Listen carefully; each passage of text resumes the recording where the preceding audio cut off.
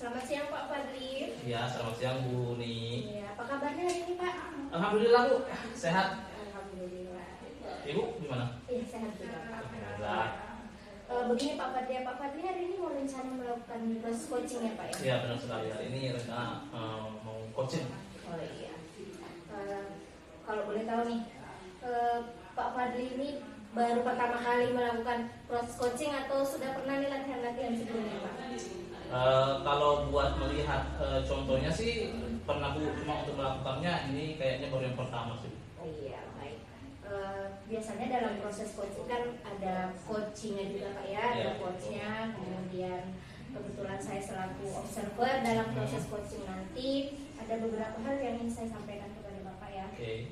Yang pertama tentunya mengenai penilaian pada saat proses coaching nanti ya. Jadi ada beberapa hal yang tercantum dalam rubrik penilaian nanti akan saya amati pada saat Bapak melakukan proses coaching nanti.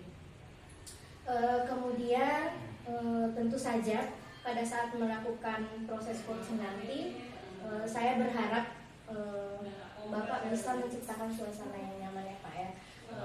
Tentunya alur pada saat coaching itu kita panduannya itu tentu alur bertahap ya, dimana Bapak sebagai coach harus bisa hadir sepenuhnya pada saat proses, kemudian mendengarkan sepenuhnya dan juga bisa memunculkan pertanyaan-pertanyaan yang berbobot Pak ya dalam proses coaching nanti. Nah, selain dari itu ini masukan juga dari saya Pak ya. Pada saat proses coaching nanti ada prinsip dalam coaching yang harus Bapak munculkan ya, yaitu kemitraan, kemudian proses kreatif dan memaksimalkan potensi dari coachingnya Pak ya. Nah, dari beberapa hal yang saya sampaikan tadi ke Bapak, kira-kira nih kompetensi apa yang Bapak ingin kembangkan nanti pada saat proses coaching? Karena ini baru pertama Bu ya. Jadi saya berusaha untuk mengembangkan ketiga kompetensi yang tadi Bu sampaikan, diantaranya yaitu present ya, hadir sepenuhnya, kemudian mendengarkan dengan rasa, kemudian memberikan pertanyaan yang berbobot. Nah ini tiga kompetensi yang rencananya saya akan kembangkan. Dari ketiga ini yang mana yang paling spesifik Bapak ingin munculkan pada saat proses coaching nanti Pak? Kalau secara spesifiknya yang ingin saya kembangkan itu tentang memberikan pertanyaan yang berbobot. Karena menurut saya memberikan pertanyaan yang bisa menggali lebih dalam ke coach ya, informasi-informasi yang saya butuhkan itu masih saya rasa itu cukup sulit Bu. Ya kan? Jadi itu yang coba saya kembangkan. Dari kompetensi yang Bapak ingin kembangkan tentu kan ada indikator ya Pak. Ya. Biasanya kita punya indikator ketercapaian kompetensi yang ingin ditingkatkan. Kira-kira apa nih indikator yang Bapak ingin capai dalam coaching nanti? Oke. Jadi dari yang prioritas tadi ya, yaitu ingin memberikan pertanyaan berbobot. Jadi indikatornya adalah saya dapat menggali lebih dalam dan lebih luas informasi yang saya dapatkan nanti dari coaching ya. Jadi itu yang ingin saya jadikan sebagai indikator bahwa kalau saya sudah bisa menggali lebih dalam, menggali lebih luas, berarti saya sudah berhasil dalam proses coaching, sambil tidak mengesampingkan juga ya kompetensi yang lain. Baik.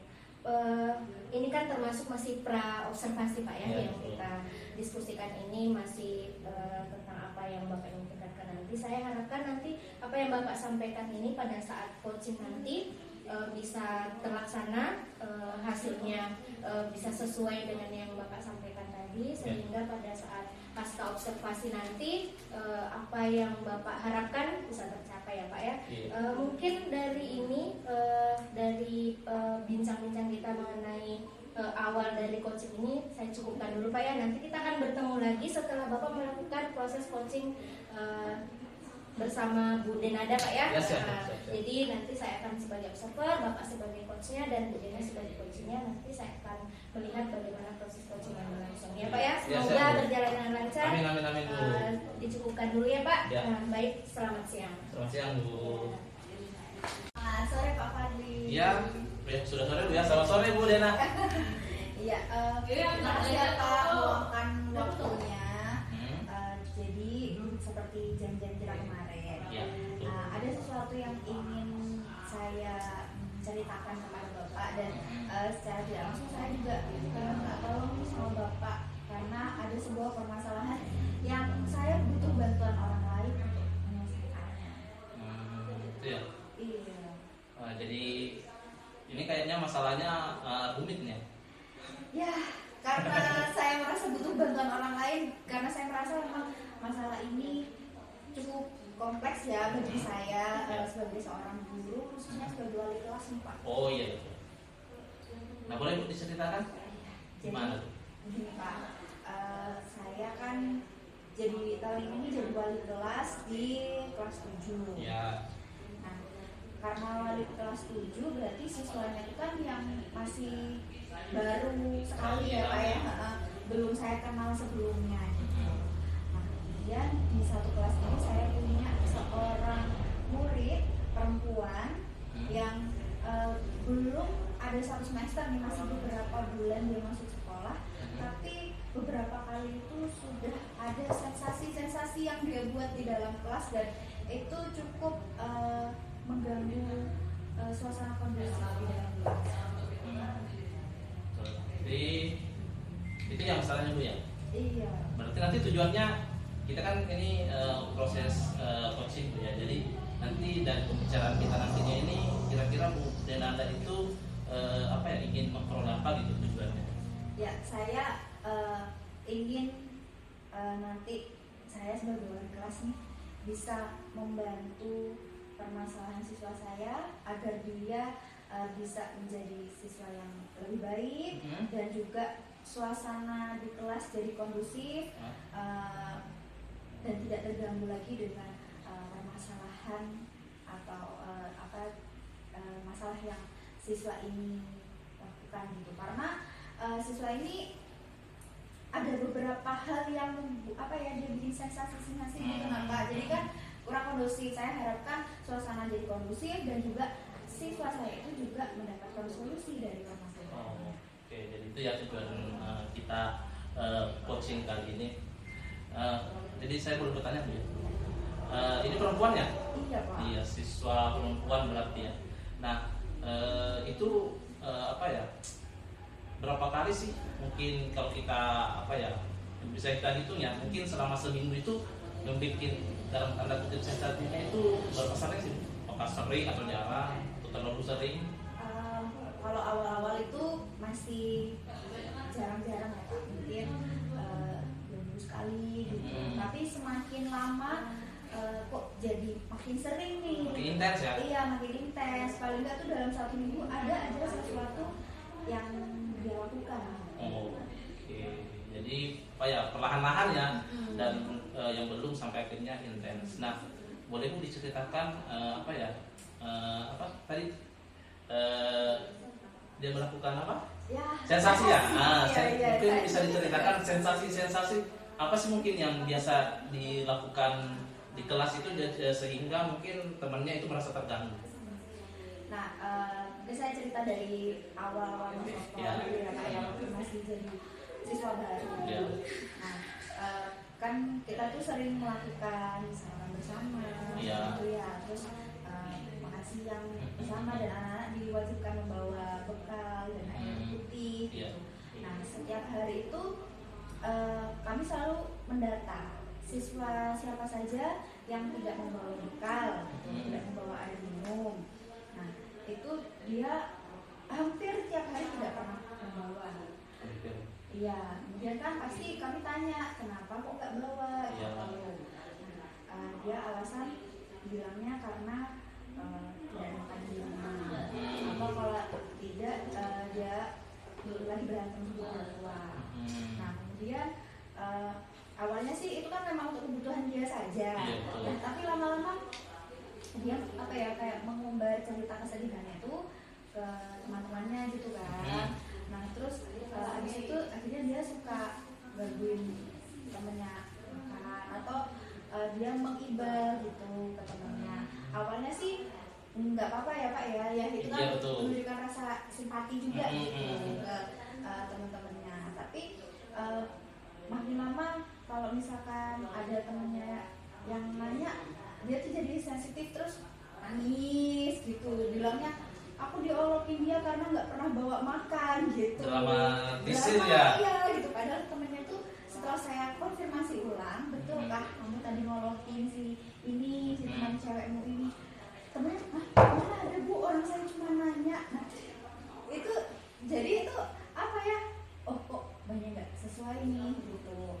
Terus misalkan ya mungkin temennya tuh tadinya tuh ya ngobrol biasa, kemudian dia merasa oh dia ngolokin aku, padahal tuh kejadiannya udah lama, udah beberapa hari yang lalu. Kemudian tiba-tiba nggak ada angin, nggak ada hujan, nanti dia diam di tengah kelas gitu, terus habis itu dia nangis. Nah itu kalau dalam kelas pernah suatu kali. Ini ada di luar kelas juga? Iya, di luar kelas sehingga cukup mengganggu kelas yang lainnya. Jadi dia duduk di tangga di antara kelas gitu, duduk di tengah tangga, kemudian dia nangis terseduh-seduh sendiri. Nah pasti temennya nanya, lah kenapa itu? Kok nangis dihampirin kan? Banyak yang menghampiri. Nah ketika banyak yang menghampiri itu, semakin dia mengeluarkan air mata sampai berteriak-teriak gitu. Sampai histeris ya? Iya, sampai histeris. Ketika ditanya kenapa, ada apa, dia nggak mau menjawab. Dia kan sebagai guru pasti kita, ayo nak kita cari tempat yang tenang gitu kan. Nah, ketika diajak ke tempat yang tenang, dia tidak mau. Tidak menjawab juga. Tidak mau pindah. Oh, tidak mau pindah malah. Iya. Nah terus akhirnya ya saya minta anak-anak yang lain untuk jangan mendekat, berikan ruang. Lama untuk dia akhirnya mau bicara. Ketika udah bicara, ternyata dia bilang saya diolok, mau ingat bapak, ya orang tua, gitu. Siapa yang mengolok? Dia menyebutkan nama salah satu siswa. Nah kemudian saya konfirmasi ke siswa ini, terus dia bilang enggak Bu, saya nggak pernah. Nah saya tanyakan lagi ke si murid saya ini, ternyata sepupunya, bukan si siswa itu. Nah jadi banyak hal ya yang kayak gitu, dan itu semakin lama semakin intens. Jadi luar biasa juga ya permasalahannya. Nah dari serangkaian kejadian tadi itu, nah gimana Bu respon temannya terhadap si anak tersebut sekarang? Nah di awal-awal temannya kan pasti merasa iba ya, Iya, ketika ada teman-teman yang nangis. Tapi karena kejadian itu selalu terulang seperti itu, akhirnya temennya tuh kita aja gitu. Berarti sekarang merasa iya, jadi simpati. Oh, gitu. Nah ketika teman saya itu sudah bilang simpati, dan si anak ini semakin merasa kok aku dikucilkan sama teman-temanku. Berarti akhirnya dia merasa terkucilkan, padahal sebenarnya mungkin juga sih memang seperti itu ya dengan perbuatannya dia ya. Nah, ibu kan wali kelasnya nih. Udah berapa, belum 1 semester Bu ya? Belum 1 semester. Tapi ibu sudah pernah ngajak bertemu nggak, ngobrol empat mata dengan anak tersebut? Sudah karena ya beberapa kali kejadian itu Pak, sekali saya akhirnya ngobrol sama dia, keadaannya, apa yang terjadi. Nah dari obrolan itu apa yang ibu dapatkan akhirnya informasi dari anaknya? Kalau saya tarik benang merah nih, sebenarnya kayaknya dia itu punya permasalahan pribadi di rumahnya yang mengakibatkan mungkin kejiwaan dia itu jadi nggak stabil gitu nah Pak, dan itu dia bawa ke sekolah. Berarti ini permasalahan dari rumah dibawa ke sekolah. Tapi kalau di sekolah tidak ada ya? Saya rasa tidak ada karena temennya semua sebetulnya support. Oke. Cuma mungkin karena keseringan ya kena Ya. prank mungkin gitu ya temennya ya. Mungkin temannya bilang berlebihan atau Iya. Oke, jadi ini berarti dari kehidupan di keluarganya ya. Mungkin Ibu bisa spesifik lagi kalau permasalahan apa sih yang kalau mungkin diceritakan ya sama anaknya, mungkin spesifiknya seperti apa sih permasalahannya dia? Oh, permasalahan dia di rumah itu, jadi dia itu orang tuanya adalah ibu tunggal. Oke. Ya, dan mungkin banyak kegiatan mencari nafkah di luar gitu ya Pak. Jadi dia itu dari kecil memang ditinggalkan bersama adik-adiknya, dan dia dibebani tanggung jawab untuk mengurus adik dan rumah. Gitu. Jadi mungkin dia nggak ada sosok orang tua gitu. Jadi mungkin dia nggak punya tempat untuk cerita kayak gitu. Jadi ketika di sekolah mungkin dia dapat atensi yang banyak, perhatian yang besar dari teman-temannya. Mungkin itulah media dia untuk ini, tolong perhatikan aku kayak gitu sih Pak. Jadi apa ya, lebih mencari perhatian ya? Iya kayaknya, karena saya lihat kasus-kasus yang dia sensasi ya yang dia lakukan itu tujuannya untuk Menarik. perhatian dari teman kelasnya gitu. Nah, ini kan udah ngobrol juga nih. Nah, menurut Ibu rencana Ibu ini nanti kedepannya buat anak ini agar kegiatan yang serupa tidak terulang lagi itu seperti apa?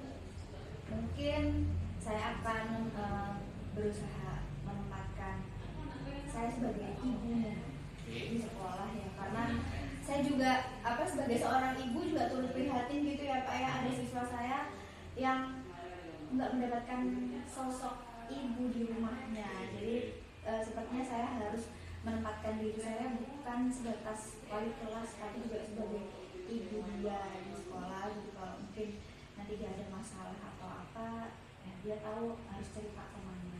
Jadi lebih meluangkan waktu ya? Iya sih Pak. Oke. Nah, berarti kapan Ibu kira-kira kegiatan rencana itu akan dilakukan? Itu dalam waktu dekat ya Pak, karena agar nggak terjadi kayak gini terus, karena hampir setiap minggu ada saja sesuatu yang ingin dia lakukan. Jadi saya rasa kalau bisa mulai besok saya akan bisa. Siap. Nah, terus nih ada nggak kira-kira dukungan nih yang Ibu butuhkan dalam mungkin lebih ke anak ini? Mungkin ada dukungan dari siapa gitu yang mungkin dibutuhkan? Mungkin saya butuh dukungan juga dari guru BK ya Pak, karena yang mungkin lebih paham ya tentang konseling atau mendampingi anak secara psikologis, karena keilmuannya pasti lebih dalam daripada saya gitu. Dan mungkin saya juga akan menjalin membuka komunikasi dengan ibunya. Jadi bukan hanya disupport dari sekolah, tapi ibunya juga bisa merubah bagaimana kondisi di rumah agar tahu juga kebutuhan anaknya. Ya, berarti dari guru BK ya, sama dari keluarganya dalam hal ini ibunya ya. Mungkin kalau saya boleh tambahkan Bu, mungkin bisa juga sih dari temannya. Temannya Pak ya. Ya, temannya mungkin bisa cerita bisa memahami lah. Ya, jadi memang keadaannya memang seperti itu, memang karena memang dalam artian kurang perhatian, jadi seperti itu. Jadi mungkin kita Ibu sampaikan utamanya ke teman kelasnya aja sih. Memang kalau ada hal seperti itu mungkin bisa diingatkan, mungkin seperti itu Bu. Oke, terus udah Bu ya? Terima kasih banyak nih Pak, masukannya Pak. Iya, sama-sama Ibu. Jadi nanti kita bisa ngobrol lagi ya. Bisa nanti kita membicarakan perkembangan setelah Ibu memberikan treatment nih ke anaknya. Semoga ada perubahan dan mungkin kita akan berbicara lagi bagaimana sih perkembangan anak ini. Iya, terima kasih banyak Pak sudah memberikan pencerahan kepada saya. Siap, sama-sama Bu. Jadi sukses Bu ya, dan semoga anaknya juga segera berubah ke yang lebih baik lagi. Amin. Ya. Sama ya. Mantap aku Bu Dena ngomong. Selamat sore Pak Fadli. Iya, sore Bu. Iya. Bagaimana Pak? Sudah melakukan coaching ya? Ya, alhamdulillah tadi sudah melaksanakan coaching dengan Bu Dena. Tadi kita sudah melakukan kegiatan coaching. Nah, sekarang kita ke pasca kegiatan ya Pak ya. Oke.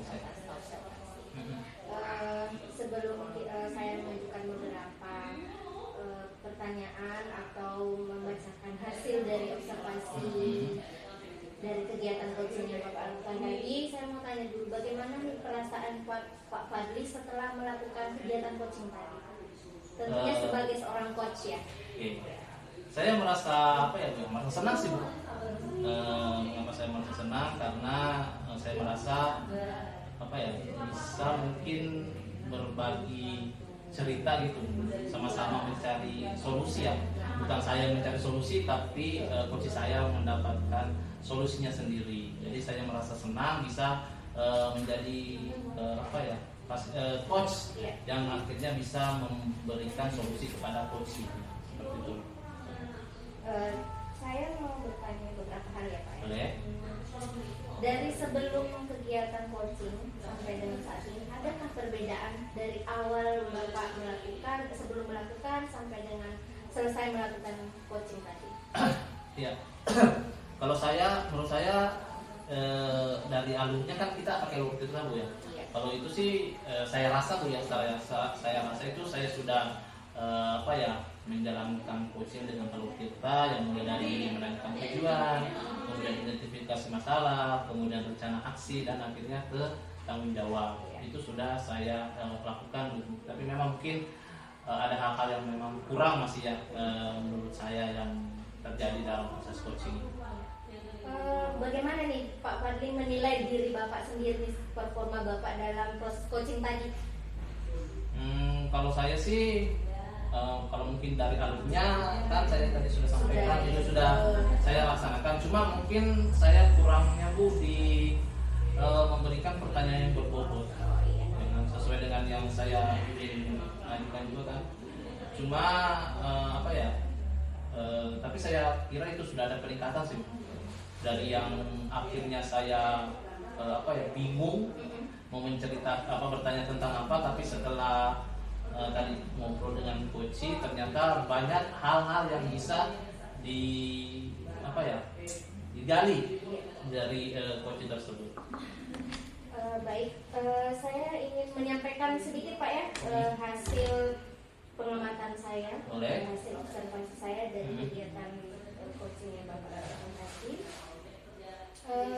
Saya sependapat sama Bapak, sudah melakukan proses coaching dengan alur beta, kemudian sudah hadir sepenuhnya ya, dari kemudian mendengarkan dengan rasa. Bapak sudah terlihat bagaimana mendengarkan coach ini bercerita dengan dewasa, kemudian Bapak sudah menciptakan beberapa pertanyaan yang berbobot.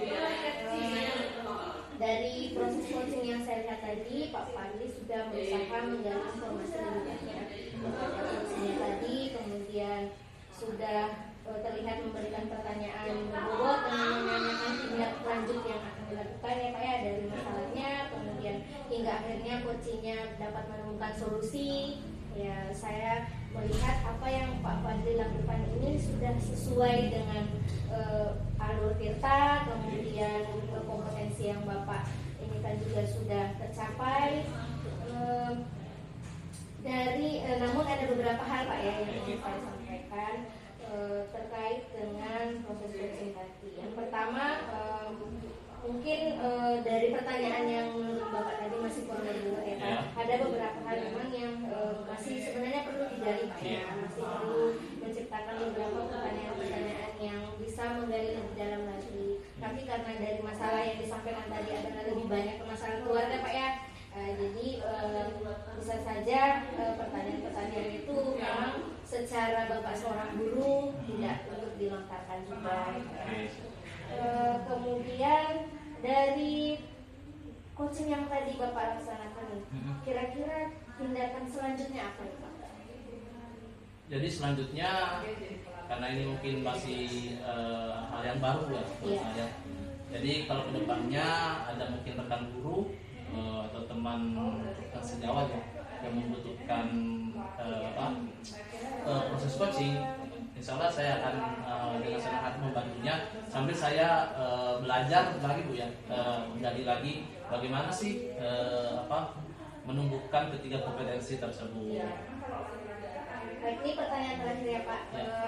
Kira-kira apa yang telah didapatkan Pak Fadli dari proses coaching? Hal apa yang telah didapatkan dari proses coaching tadi? Ya, jadi hal yang saya dapatkan yang pertama itu apa ya?